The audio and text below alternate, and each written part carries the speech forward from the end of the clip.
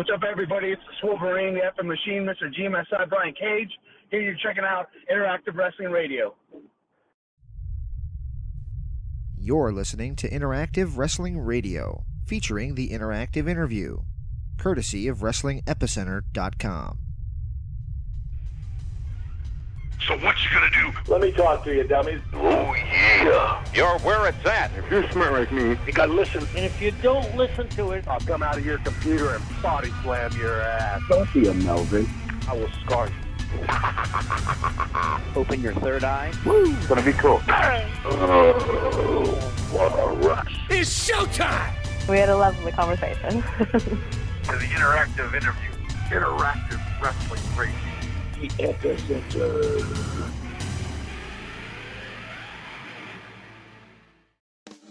Available now in the archives of InteractiveWrestlingRadio.com and WrestlingEpicenter.com. It's our 2005 exclusive interview with the one and only, positively, Chris Kanyon. Who's better than Kanyon?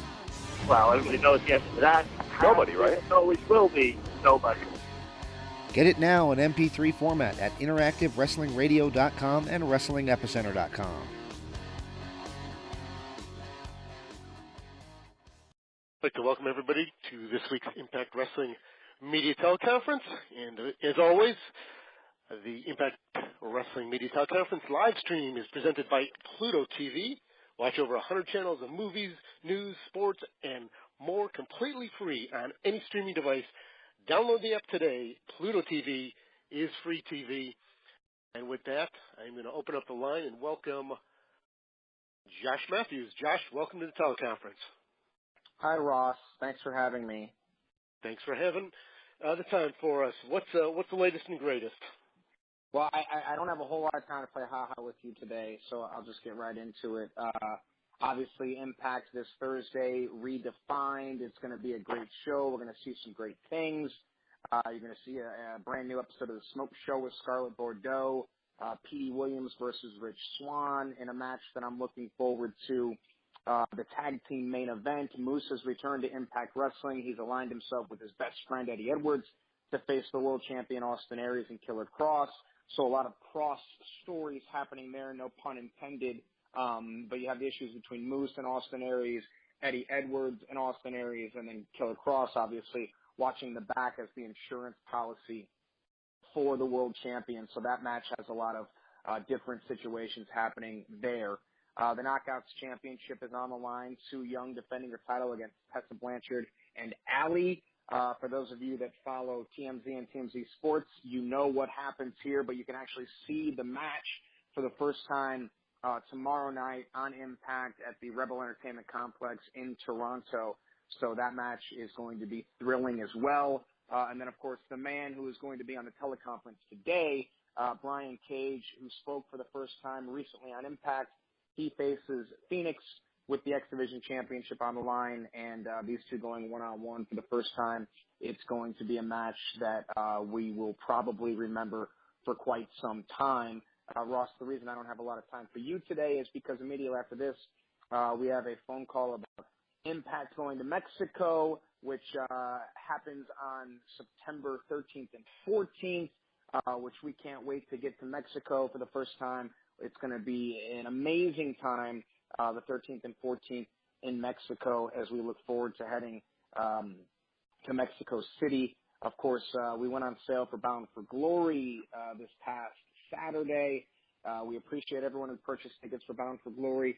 Right now, I can officially say that the only tickets left for Sunday are general admission and VIP tickets, but a few things may open up. So if you're holding out for a front row seat or something like that, there may be a couple that become available, and we'll keep everyone up to date on that, most likely after Labor Day this coming Monday. Also, let's see here. This Friday, One Night Only Bad Intentions will premiere on Global Wrestling Network, so you can see that great show from Mississauga in just outside of Toronto. You can see that premiere this Friday. Night of the Dummies won't premiere for a couple of weeks on September 14th. And I mentioned Bound for Glory. We also, of course, have our VIP packages that I shouldn't have glossed over, because you can still get a couple of those left. There is a conversation being had about whether or not we want to cap it right now at 36. So if you are thinking about getting your VIP package for Bound for Glory, I strongly suggest you do it now before they're not available. And again, you get all of the extra events that we're doing, such as if we're going to do another Mario Kart tournament that's being talked about at the big screen there at the Melrose in New York City. That would be on Tuesday. Monday, we'll most likely do something really fun and interactive like we always do. Sunday, of course, is Bound for Glory. Saturday, something special is happening. And Wednesday, something potentially special is happening. And I don't mean to be vague. I just have to be vague. So that, I think, Ross usually keeps me pretty honest on if I miss anything. But I don't think that I have. Ross, did I miss anything before I take? One more thing. MediaCon, of course, is next week in the United Kingdom. Simon is probably feverishly texting me right now to mention MediaCon. Tickets are still available. We've announced, I think, 4 or 5 matches with 2 more to come. And I'll spill the beans right now. Those matches will get announced most likely Friday morning. So that's everything. Yes. So, Ross, unless you think I missed something, I'll answer a few questions, and then I got to go, bud. Nope, you covered it all. We'll open it up for just a couple questions for Josh. If you want to get in queue for Josh, *6, please identify yourself and your media outlet. Q&A session has started. To ask your question, please press *6.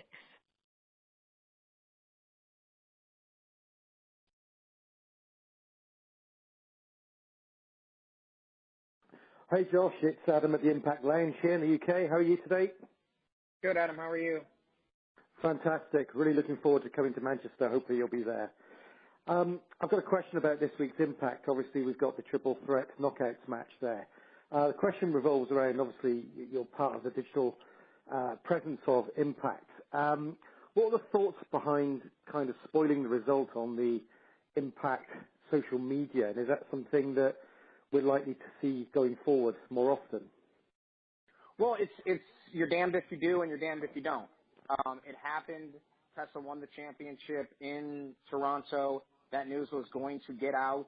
I reached out to our contacts at TMZ and kind of laid it out to them. And they said, yeah, we'd love to run this story. Tessa is a big name in women's wrestling. She's going to be competing this weekend at All In against Chelsea Green and Britt Baker and this girl, Madison Rain. They're going to have a great match on Saturday. And, the news, things like that, to me, I think it helps. I mean, TMZ Sports has 4 million followers on Twitter. So to be able to get that news out there and to have it, on hitting that story 3 times, when it happens, in real time, letting people know that our live events are something that you don't want to miss if you want to see something like this. And I think it all goes back to people saying, okay, now I want to see this. I know what's going to happen, but I want to see how she does it. I want to see how she wins. I want to see who she pins, because if the champion's not involved in the decision, there's more to this story.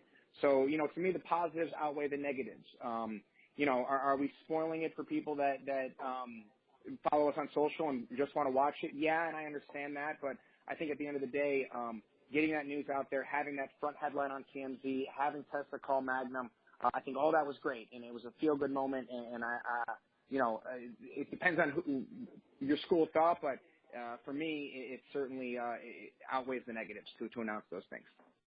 Appreciate the answer. Of course.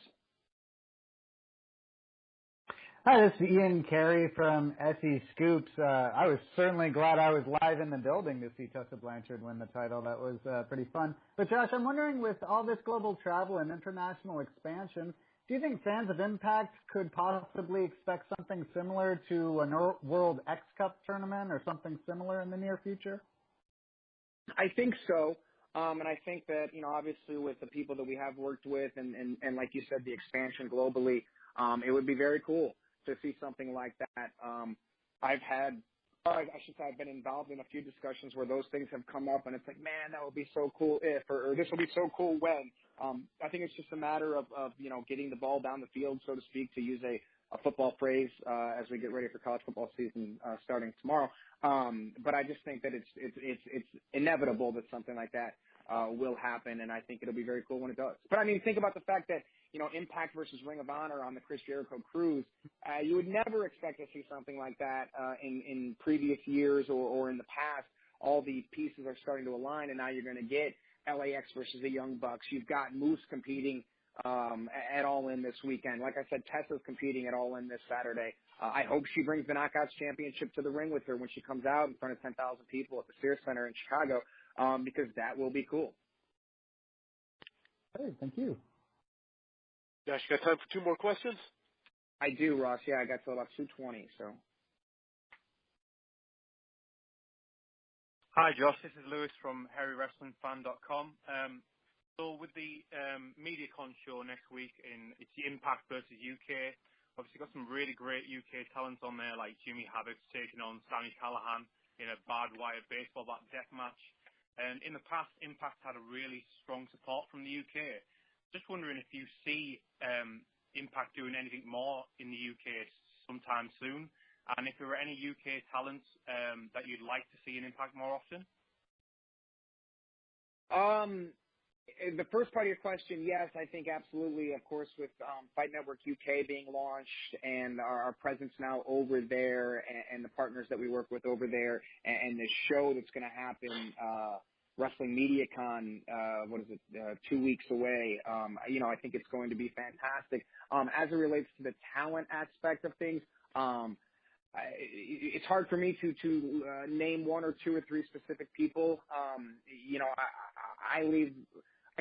I get all of my sort of what's going on in the wrestling world from Sanjay Dutt, and he kind of clues me in as to who's doing great things in wrestling outside of Impact. And, obviously I get to see a lot of people from our Twitch shows and one night only specials. And there were people in Greensboro and in places here in the States that I thought, wow, these guys are amazing. There was one guy named Cam Carter who sticks out, who was really good. I haven't had a chance to really dive into the UK indie scene, so it's hard for me to say. I'd love to see this guy in Impact. I think the matches that we're going to see, funny story, our graphics designer, he's in the UK, and I might have told this story on this last week or the week before, but when I told him the matches that were going to take place at MediaCon, he was like, oh my God, these are so great, and here's why they're going to be so great. So I got clued in a little bit that way.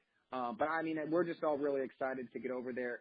I should say I don't get to make the trip to Manchester, but everyone is excited to go and just be a part of this event. Great. Whoops, sorry about that for cutting you off, but we had to move on. Hi, Josh. This is Shivin from Sports. How are you? Good. How are you? I'm good too. So I just wanted to ask you, with Impact having tapings in Canada and now Mexico, are there any plans of coming back to India? Not that I know of right now. As soon as we know, we'll let you guys know. I tell you every time that you ask me this, how much I love India, how much we love the experience, and how I can't wait to go back, and all that still remains true. All righty, Josh, I know your time is precious. Appreciate it. Anything else you want to add? No, I just want to say that I think this is special for everyone on the call today. Brian Cage is someone who we haven't heard from a whole lot on Impact. And I know he's got an awful lot to say, and he's, this is the next evolution of what an athlete should look like, and what he can do is incredible. So you guys just enjoy. Thank you for your time today, and we'll see everyone Thursday night on an all-new Impact Wrestling, #Redefined. Perfect. Thank you, Josh. We will shift from Josh Matthews to the Machine, Brian Cage. Brian, welcome to the teleconference. Hey, thanks for having me, man. Been looking forward to do this. Well, we certainly are looking forward to having you, and nothing like having the champ in the house. Yeah, I know there's been a little bit of a desire or want for me to be on one of these, and it's taking some time, but hey, it's here now, so let's get it rolling. Brian, I wish I had a dime for every media interview request I've had for you over the past, 4 or 5 months. So certainly appreciate you coming on. Bring us up to speed on your life these days. As in what's cooking? I mean, outside of Impact, or? No, let's start in Impact. You got the gold, so things are good for you. I am X Division champion, or mind you, Weapon X Division champion, and I got the huge match with Phoenix coming up here on Thursday. I was really excited for this matchup. many people are shocked to hear it was the first ever meeting. They just assume that we've, laced up before in AAA or Lucha Underground or even PWG, and it's never happened. It'll be the first time, so be phenomenal stuff. And looking forward to go down for the first ever tapings in Mexico City, and obviously Bound for Glory the following month in New York City. So it's cooking. I don't plan on losing that title anytime soon. Well, you touched on two things. You certainly have a lot of experience in Mexico, and then right around the corner, October 14, we hit New York City for Bound for Glory, biggest event of the year for Impact Wrestling. A lot of things going on over the next 2 months. You are front and center for everything. Oh yeah, it's a packed 2 months, man. I mean, pretty much every weekend from here through almost Christmas is something pretty cool or incredible. We got obviously some show called All In showing up this weekend, done a part of, and then we got that. We have the Impact tapings in Mexico. We got I'm going to Cancun, this huge Cancun trip through AAA over the Hard Rock Resort. Obviously the Jericho Cruise at the end of October, Bound for Glory, October 14th. The Nelson tapings in November, out closer to me on this side of the States. I go back to a tour of Australia, which is on the app with the World Series of Wrestling, and so on, man. It's a good year, man, to be a wrestler and for wrestling fans. Sounds like it's a good year to be Brian Cage. Yeah, that's a pretty good year every year for that, but still. All right. Well, with that, we're going to open it up for media questions. We ask, as always, please, one question and one question alone so we can get through as many as possible. Please identify yourself and your media outlet. When you get in queue, it is *6.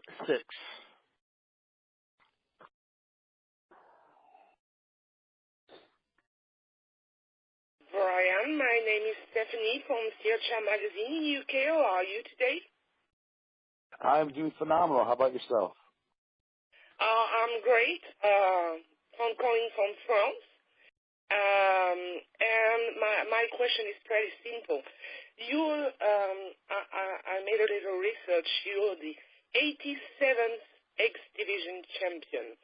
And I wanted to ask you how important this title is for you on Impact Wrestling, and how it is to walk in the footsteps of such great talents that were champions before you. Thank you very much. This, as I said when I spoke out for the first time last week on Impact, this title to me is what Impact Wrestling is all about. It's what put Impact Wrestling on the map and what started it in its original incarnation. And I feel like really what separated itself from any other title, any other company. So to me, this was the main goal and the title I wanted to go for out the gate. I mean, when people would just ask me about the idea of ever going to Impact Wrestling, far before I was ever here, they asked me who would I want to work with and what would I want to do. And I always said I would love to just be part of the X Division. Regardless of my size, that's where everyone wants to critique, and obviously the old catch of it's not about weight limits, it's about no limits. And funny enough, Matt Sydal happened to be the champion when I came here, and that was actually one of the top people I wanted to work with, having never worked with him before, and him being a phenomenal athlete in his own right. So the fact that I got to work with Matt Sydal and claim the title was a win-win for me. Thank you so much. No problem.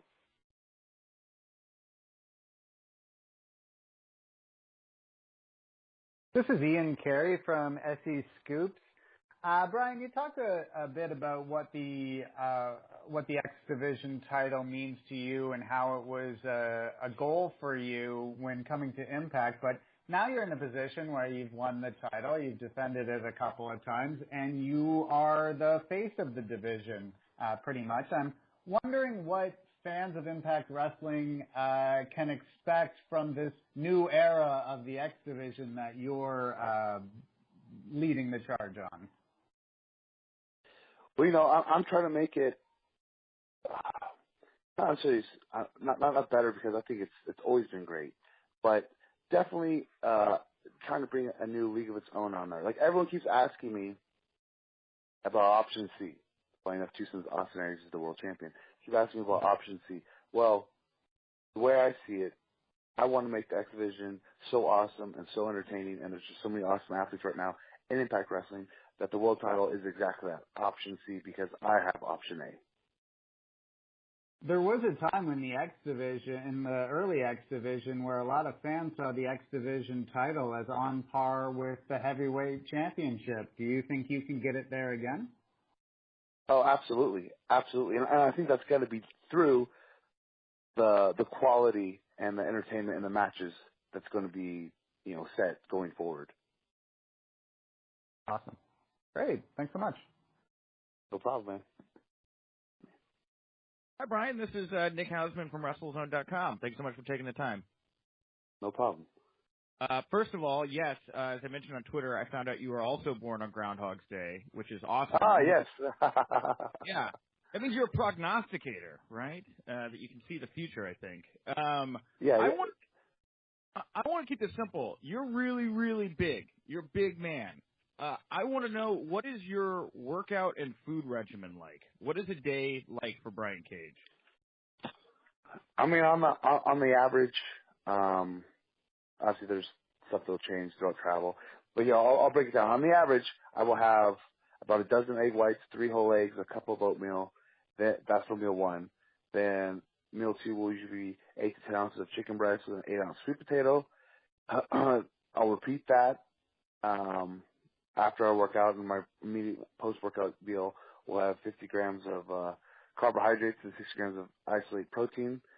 And then for dinner, it's usually ground beef or steak with vegetables, and then I'll have another dozen egg whites at night before I go to bed. That's my general, kind of average day-to-day, if everything's going smooth, diet. And as for the gym, I'm in there about 2 hours a day, 6 days a week.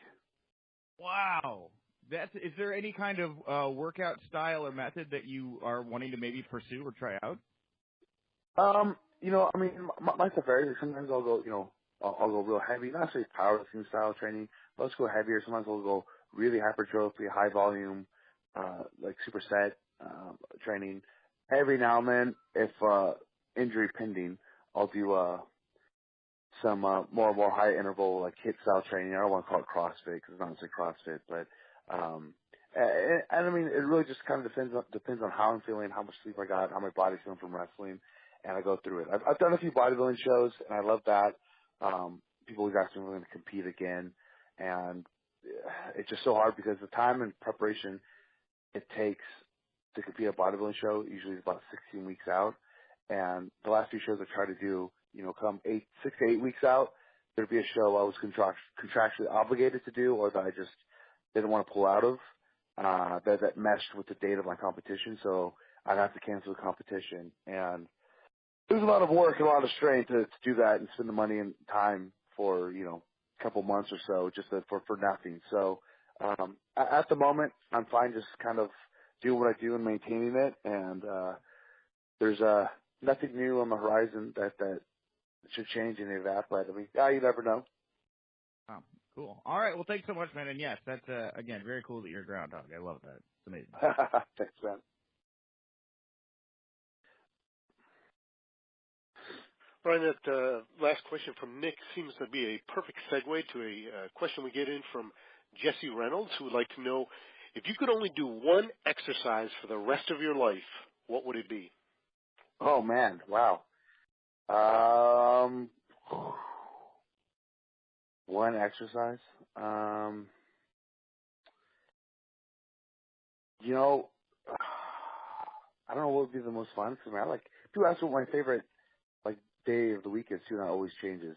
I mean, from a aesthetic standpoint, I guess I would just say deadlifts, just because deadlifts work the most amount of muscles on your body as compared to anything else. So I guess I would have to go with that. Alrighty.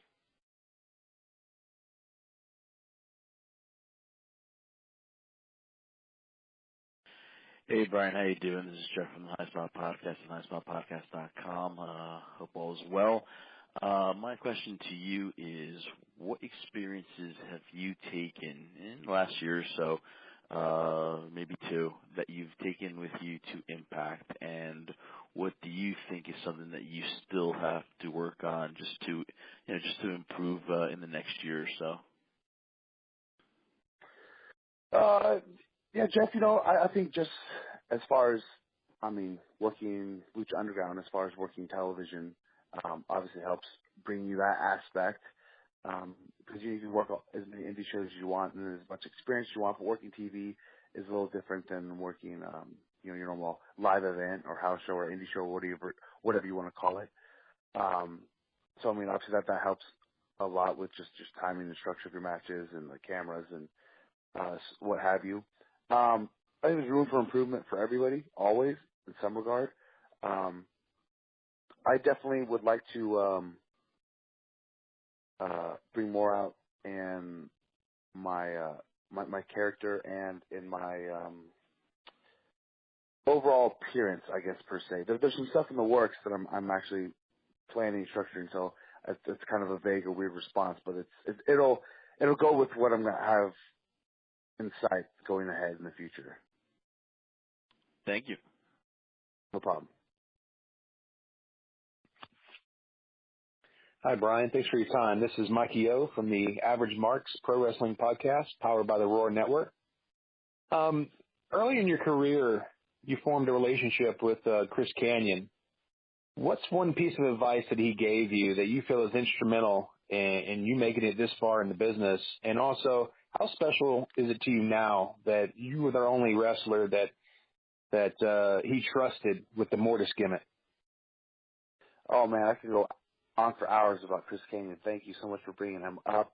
There wasn't one necessarily specific word of advice or anything that he gave me that stuck with me, but just his overall, overall friendship really just motivated me. And the fact too that he helped me get into Deep South uncontracted. He helped me move over to Atlanta at that time too, and I stayed at his house shortly. He just was such an awesome dude.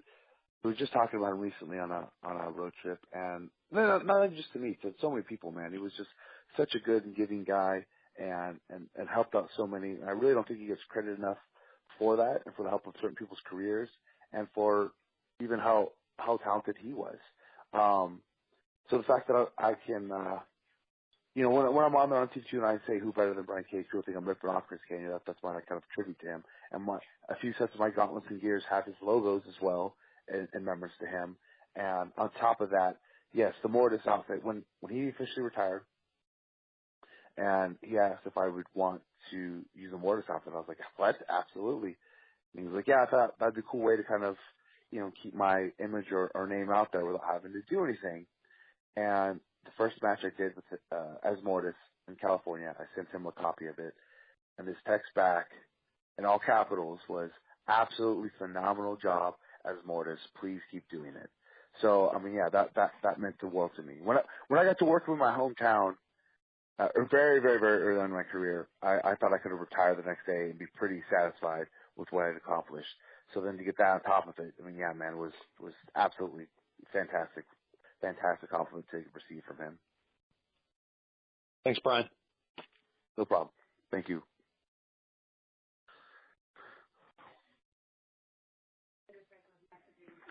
Hi, Brian. It's Adam from the Impact Lounge in the UK and the V2 Wrestling Network.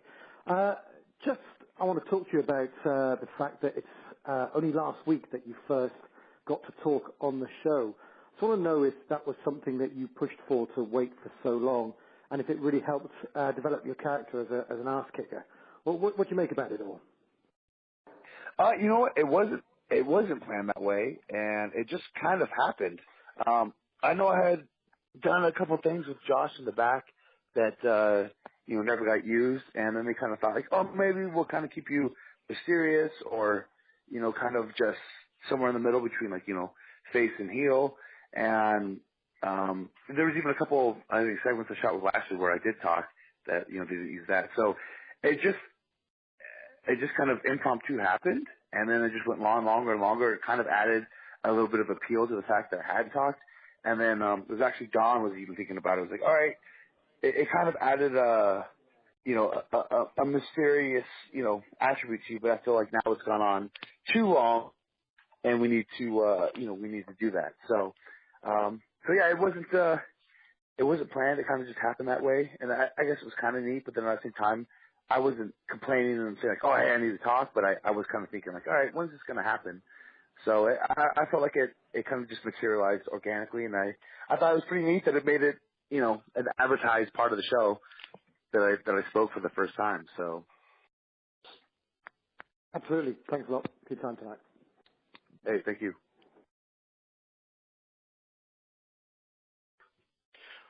Brian, we have a question here from Jordan White, who would like to know, not many wrestlers your size can do what you do. Who did you look up to when you were coming up in the business?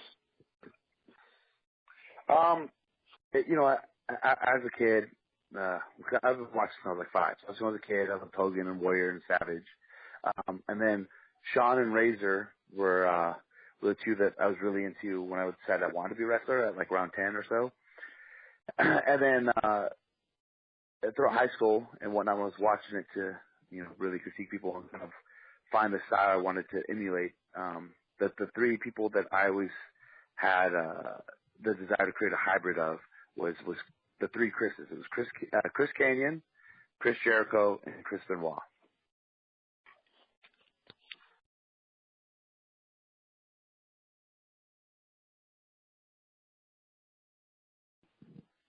Hey, Brian, over a 10-day period, you'll be on Pop TV, WGN, El Rey, and with the opportunity to be on pay-per-view. And in recent years, that was not an option. What do you think in wrestling facilitated that change for a guy like yourself to be available in all these different outlets? Oh, man, that's a great question. I was just talking to somebody else recently about this, and I just earlier I said too about how, it's a great time to be a wrestler and a great time to be a wrestling fan. I'm not sure exactly what the switch was, but obviously there's been a huge, thriving market within the independents and obviously all these other outside companies, whether it be Ring of Honor, Lucha Underground, Impact Wrestling, obviously WWE's always going to be around. And there's just so many different outlets and type of wrestling, and I feel like there's so many fans that enjoy all these different products and different avenues, and the fact that they've kind of slowly meshed together somewhat and working together has been an awesome attribute for everyone. I mean, the fact that we have Lucha Underground versus Impact at WrestleCon, and then you have Impact on the Jericho Cruise. It's hopefully just a small sign of what's to come. And then exactly now you have these huge opportunities, with on multiple networks and pay-per-view all at the same time. I mean, it's unreal and it's unheard of, but it's fantastic that it's happening. And too, I didn't even realize within that short of a time period that it was even happening until you just said it. So, I mean, it's incredible. Thank you so much. You're welcome.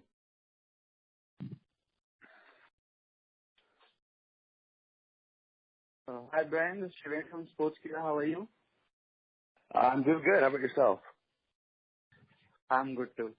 So, you're the new X Division champion. I want to ask you, if you had the chance to face one past X Division champion, who would it be? To face one past X Division champion? Yeah, one of the X Division legends. Who would it be? AJ Styles, hands down. He's been my lifelong dream match, and I feel like the X Division champion. And it's just obviously to one of the top 3 best wrestlers probably going today. So it's Styles for sure. Thank you.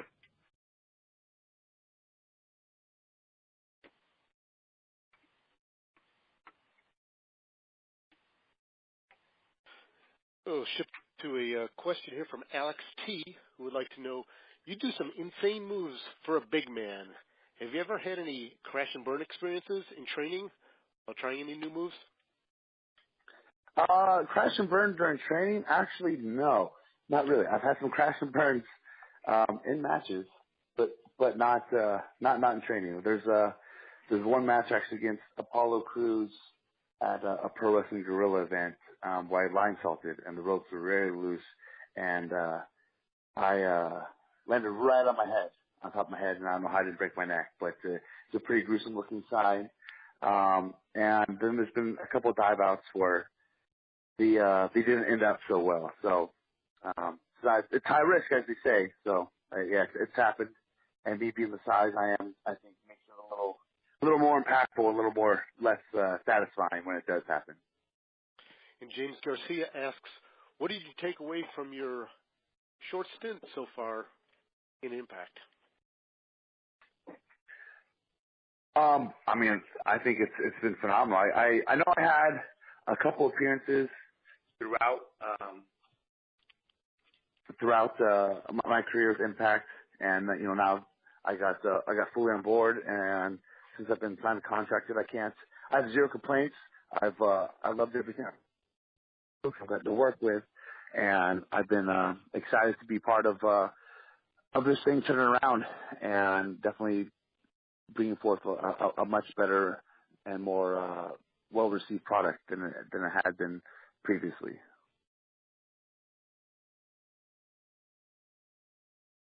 Hey, Brian, it's Mike Eo from the Average Marks Pro Wrestling Podcast, powered by the Roar Network. I see that you're in the comics. Are you in to DC or Marvel? I mean, I like both, but I'm definitely a Marvel guy, for sure, through and through. Right on. Also, I see that you have a hedgehog. Please tell me you named him Sonic. All right, so I did have a male hedgehog, which I did name Sonic, and he actually passed a couple years back. But I have a female hedgehog as well that I got, and they were trying to mate before he had passed. They did have one litter, but it was an unsuccessful litter. And her name is Pepper Ann. It's not anything fun. But it's funny you did say that, because when I found out you could even have hedgehogs as pets back in 2006, I was ecstatic and I wanted one. And I mainly wanted one because every YouTube or link I found with a hedgehog, nobody had one named Sonic. I'm like, what? That's the given name. You have to give them. So now I have to have one just so I can fix that wrong. Right. And then what video games are you playing right now? You know what? Latest game right now, actually, last thing I was playing was Resident Evil. Oh my gosh, what version was that? It wasn't part of the main series. I can't think of what it was. It was on PS3 too, because I wanted to play the second one. Oh my gosh, I can't remember which one it is. It's Resident Evil, whatever. But speaking of that, that's the main game I'm waiting for, is the Resident Evil 2 remake due out early next year. I'm the biggest fan of Resident Evil, and Resident Evil 2 is my all-time favorite game. So that remake looks unbelievable, and I can't wait for that to come out. Right on. Thanks, Brian. No problem. Hi, Brian. Lewis from HappyWrestling.com. It's a pleasure to be speaking with you. Yeah, my man. So yeah. I said on Killing Town podcast recently that you're really big into skateboarding as a teenager, which I found quite surprising. Is there any other hidden hobbies or talents that we'd be a bit surprised to know about? And who on the Impact roster would you like to see attempt some tricks on a skateboard, either because you think they'd be amazing or because they'd be so bad it would be hilarious? Yeah, I was a big skateboarder. I can still do some tricks, nowhere near as good as I used to. Any other hidden stuff? I mean, to go along with the skateboarding, I'm actually quite the excellent fingerboarder as well. I did that all throughout my class times, and I have a billion different fingerboards and accessories to go along with that. Outside of that, I mean, there might be some different unique stuff that I just want to think of off the top of my head. As far as your follow-up question was, who I'd like to see on a skateboard? I mean, the first two I would think of would be Cam and Follow Ball, obviously. I think together in tandem unison would be great. That's a backstage segment waiting to happen now. That needs to be on the smoke immediately. And exactly. Best wrestling game ever made, and who on that wrestling game is your go-to pick to play as? Ooh, best wrestling game. I mean, the one that's had the most replay value, and that, if I go back to for nostalgic purposes, is going to have to be WWE vs. NWO Revenge. I mean, that just has to. To give love to my man too, Chris Kanyon, his character is either Mortis or Kanyon. I thought was a fantastic. Hidden Gem And then outside of that, me and my friend, my high school friend, old Stephen Roach, him and I are undefeated with Harlem Heat. I was Stevie Ray and he was Booker T. We have never lost a tag match, ever. Great. Thanks, Brian. You're welcome. Brian, with a question from Ben Cliff, who would like to know who on the Impact roster would give you the toughest match. The toughest match from the Impact. Let's see. I mean, he's got a new attitude. We haven't laced up there at Impact Wrestling, and he's a good-sized guy. Maybe Moose would.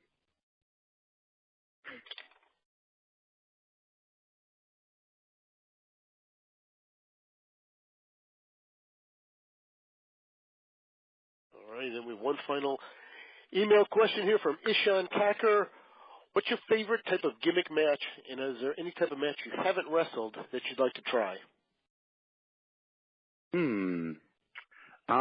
You know what? I've always been a fan of ladder matches, just because you can do so much unique stuff, and they just evolve so often. You always see so many different, unique offense or just different ways to go about doing a ladder match.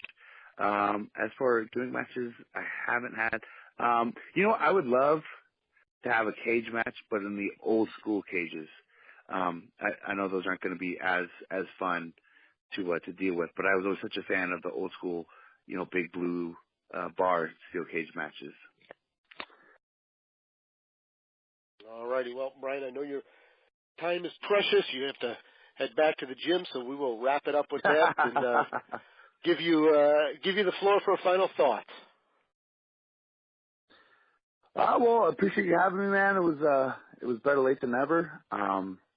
You guys can follow me if you don't already do so on Instagram with Brian Cage, Twitter, Mr. GMSI_BCage.